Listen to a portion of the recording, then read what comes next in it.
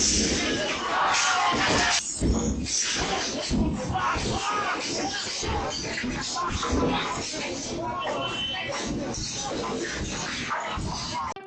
dua kekuatan besar berbenturan, siapa yang menang, siapa yang kalah, seringkali bukanlah menjadi pertanyaan yang penting. Yang menjadi sorotan adalah apa yang sebenarnya terjadi. Dalam kisah ini, kita akan menyelami konflik sengit antara dua organisasi besar di Indonesia, yaitu Pemuda Pancasila dan Gerakan Rakyat Indonesia Bersatu, atau yang disingkat dengan GRIB, yang membawa dampak besar di berbagai daerah, seperti Blora dan Bandung. Namun, untuk memahami akar dari pertikaian ini, kita harus kembali ke awal, bagaimana semuanya dimulai.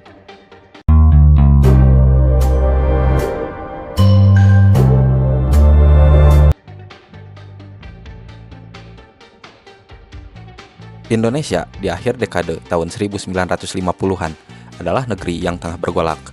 Di satu sisi, demokrasi liberal yang ditetapkan pasca kemerdekaan belum mampu menstabilkan negara. Di sisi lain, pengaruh ideologi kiri, khususnya komunisme yang diwakili oleh Partai Komunis Indonesia, semakin kuat. Situasi ini menimbulkan kekhawatiran di kalangan elit militer dan tokoh nasionalis yang melihat ideologi Pancasila terancam.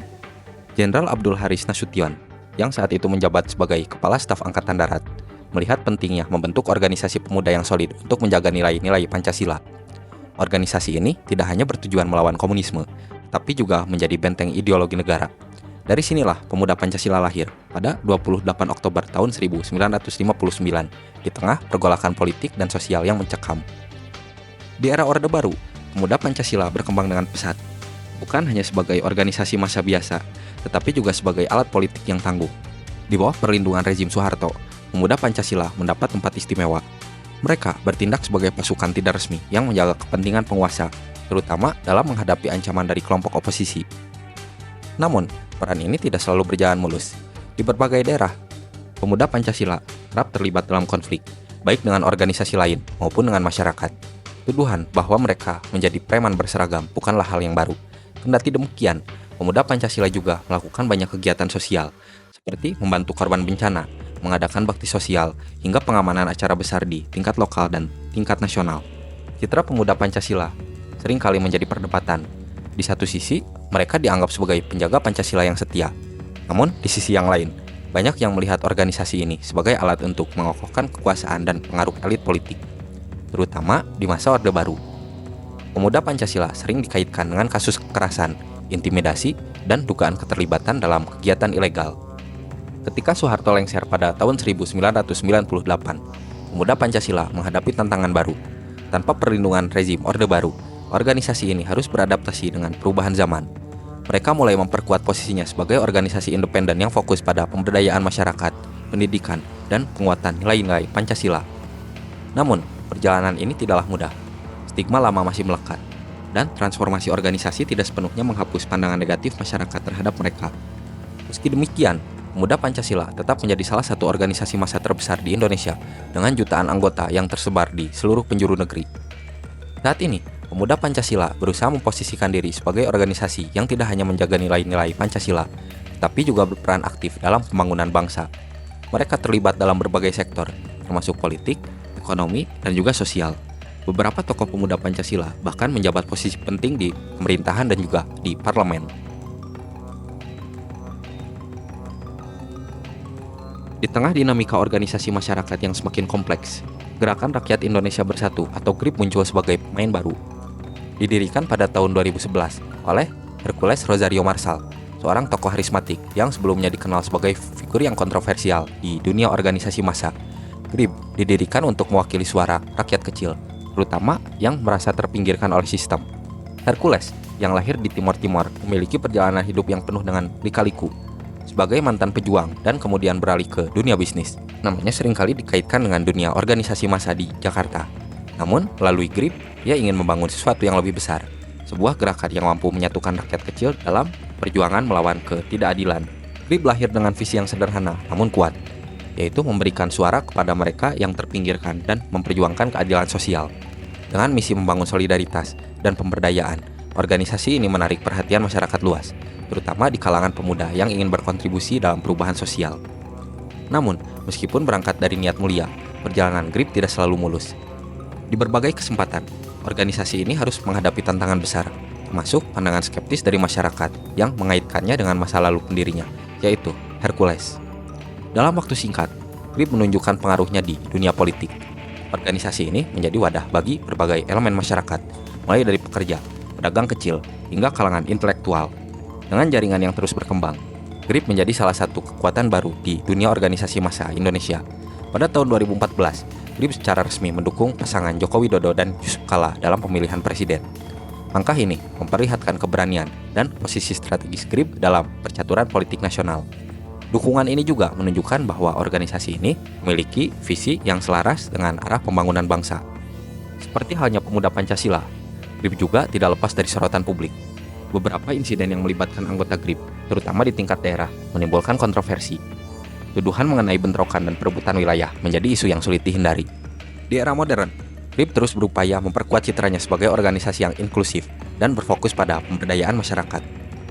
Kegiatan sosial seperti pelatihan kerja, bantuan bencana, dan advokasi hak-hak masyarakat menjadi agenda utama mereka.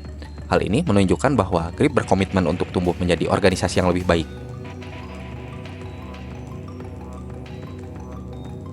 Pada awal tahun 2025, Indonesia diguncang oleh serangkaian bentrokan antara dua organisasi kemasyarakatan yang besar, yaitu Pemuda Pancasila dan Gerakan Rakyat Indonesia Bersatu atau GRIP.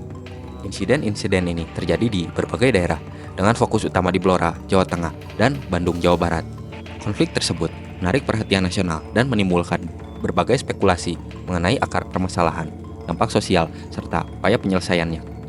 Pemuda Pancasila yang didirikan pada 28 Oktober tahun 1959 telah lama dikenal sebagai organisasi yang berperan dalam menjaga dan mengamalkan nilai-nilai Pancasila. Dengan jaringan yang luas di seluruh Indonesia, PP memiliki sejarah panjang dalam keterlibatannya di berbagai aktivitas sosial dan politik.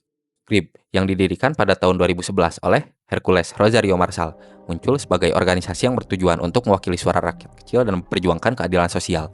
Meskipun relatif baru dibandingkan dengan PP, GRIP berhasil membangun basis massa yang signifikan dalam waktu yang singkat. Ketegangan antara kedua organisasi ini sebenarnya bukanlah hal yang baru. Persaingan dalam perekrutan anggota, perbedaan pandangan dalam berbagai isu sosial, serta klaim terhadap wilayah pengaruh seringkali memicu gesekan di lapangan.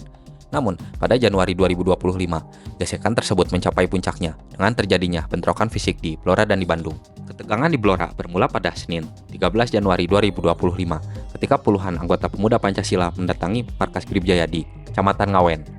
Kedatangan ini dipicu oleh anggapan bahwa keberadaan GRIP di Blora tidak memiliki legalitas yang jelas dan dianggap meresahkan masyarakat. Ketua MPC Pemuda Pancasila Blora menyatakan bahwa mereka tidak menyukai kehadiran GRIP di wilayah tersebut dan menuntut agar legalitas organisasi tersebut dipenuhi.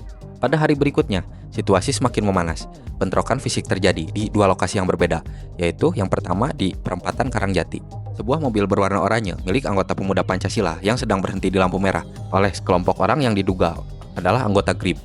Mereka merusak mobil tersebut dan memukul beberapa anggota Pemuda Pancasila hingga mengalami luka-luka. Yang kedua, Desa Kelokah, Kecamatan Kunduran. Bentrokan kembali terjadi antara kedua ormas. Video amatir yang beredar di media sosial menunjukkan anggota kedua belah pihak saling serang menggunakan kayu, batu, dan tangan kosong. Beberapa anggota GRIP mengalami luka-luka dan harus dilarikan ke rumah sakit untuk mendapatkan perawatan. Akibat dari bentrokan di dua lokasi tersebut, total 12 orang yang dilaporkan mengalami luka-luka. Pihak kepolisian bergerak cepat untuk meredam situasi. Polres Blora meringkus 19 terduga pelaku yang terlibat dalam bentrokan antara Pemuda Pancasila dan GRIP Jaya. Penangkapan ini bertujuan untuk mencegah eskalasi konflik dan memastikan proses hukum berjalan sesuai dengan ketentuan.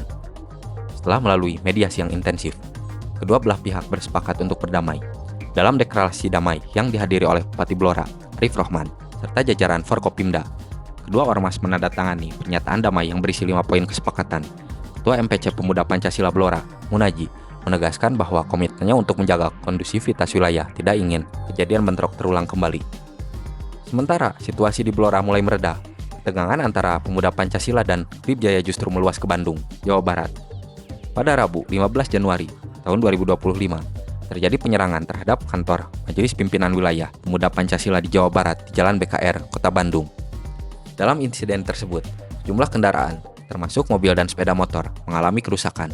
Beberapa anggota PP juga dilaporkan mengalami luka-luka akibat serangan tersebut. Pihak kepolisian bergerak cepat dan menetapkan 5 orang anggota GRIP Jaya sebagai tersangka dalam kasus penyerangan ini. Kelimanya dikenakan pasal pidana 170 KUHP atas tindakan kekerasan terhadap orang dan barang dengan ancaman hukuman paling lama 5 hingga 7 tahun penjara. Setelah melalui proses mediasi yang difasilitasi oleh pihak kepolisian dan pemerintah daerah, kedua ormas sepakat untuk mengakhiri konflik dan menjaga situasi kota tetap kondusif. Konflik antara pemuda Pancasila dan GRIP di Blora dan Bandung tidak hanya menimbulkan korban luka, tetapi juga mempengaruhi stabilitas sosial dan ekonomi di kedua daerah tersebut. Masyarakat menjadi resah dan aktivitas ekonomi terganggu akibat ketakutan akan terjadinya bentrokan susulan. Selain itu, citra kedua organisasi di mata publik juga mengalami penurunan dengan banyaknya kritik dari berbagai pihak yang menilai tindakan kekerasan tersebut tidak mencerminkan nilai-nilai yang positif. Berikut adalah beberapa poin dampaknya. Pertama, warga setempat melaporkan bahwa aktivitas harian mereka terganggu akibat ketakutan akan bentrokan lanjutan. Di Blora, sejumlah pedagang memilih menutup kios mereka lebih awal dari biasanya. Sementara di Bandung, jalan di sekitar lokasi bentrokan menjadi sepi. Ketegangan ini berdampak langsung pada perekonomian lokal, khususnya sektor informal. Insiden ini juga memperburuk citra organisasi masyarakat di mata publik. Banyak warga yang merasa bahwa ormas kerap menjadi sumber konflik daripada menjalankan fungsi positif. Media sosial penuh dengan komentar yang mengkritik keberadaan ormas tertentu. Bahkan ada seruan dari netizen untuk membubarkan kedua ormas tersebut. Di beberapa kasus, konflik antara PP dan GRIP berdampak hingga ke tingkat keluarga. Ada laporan bahwa beberapa anggota keluarga yang berbeda afiliasi ormas terlibat dalam perdebatan yang berujung pada perpecahan. Masyarakat juga menjadi lebih waspada terhadap kelompok-kelompok tertentu, menciptakan ketidakpercayaan di antara warga.